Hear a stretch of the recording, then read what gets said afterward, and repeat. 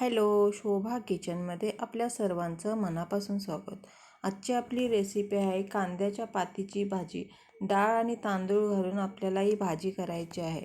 चला तर मग रेसिपीला सुरू करूया. इथे मी कांद्याची पात घेतलेली आहे. अशा प्रकारे आपण साफ करून घ्यायचे आहे. कांदा वेगळा आणि पात वेगळी अशी कापून घ्यायची आहे. कांद्याची पात ही अशा प्रकारे आपल्याला बारीक कापून घ्यायची आहे. ही सर्व भाजी आपल्याला बारीक कापून घ्यायची आहे. त्यानंतर मी ही भाजी 2 ते 3 वेळा धुवून घेणार आहे. स्वच्छ अशी आपल्याला धुवून घ्यायची आहे. आता मी कांद्याच्या पातीचा जो कांदा होता तो आता आपल्याला चिरून घ्यायचा आहे. बारीक असा चिरून घेऊया. हा आपल्याला फोडणीसाठी लागणार आहे. इथे मी 2 मिरच्या घेतलेल्या आहेत. त्या आपल्याला बारीक कट करून घ्यायच्या आहेत. आता आपला कांदा आणि मिरची तयार झालेली आहे. हे आता आपल्याला फोडणीसाठी लागणार आहे.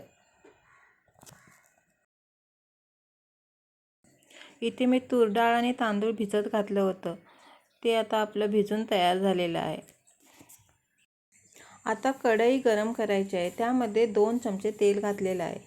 तेल गरम झाल्यानंतर त्यामध्ये मोहरी, जिरे, 2 हिरव्या मिरच्या हे घालून आपल्याला परतवून घ्यायचं आहे. आता मी जो बारीक पातीचा कांदा होता तो आता घातलेला आहे. तो आपल्याला छान असा परतून घ्यायचा आहे. 2 ते 3 मिनटं कांदा परतून झाल्यानंतर त्यामध्ये भाजी घालायची आहे. आपण जी तूर डाळ आणि तांदूळ भिजून घेतलं होतं ते देखील आता आपल्याला घालायचं आहे. हे घालून आपल्याला छान मिक्स करून घ्यायचं आहे.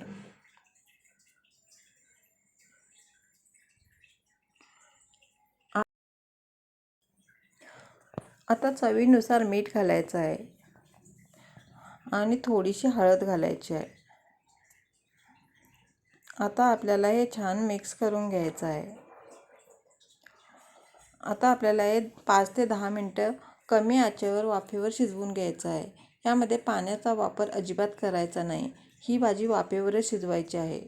त्यानंतर मी यामध्ये शेंगदाण्याचं कूट आणि ओल्या खोबऱ्याची कीस घालून मिक्स करून घेतलेली आहे.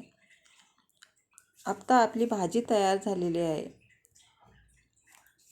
वरून थोडीशी कोथिंबीर घातलेली आहे.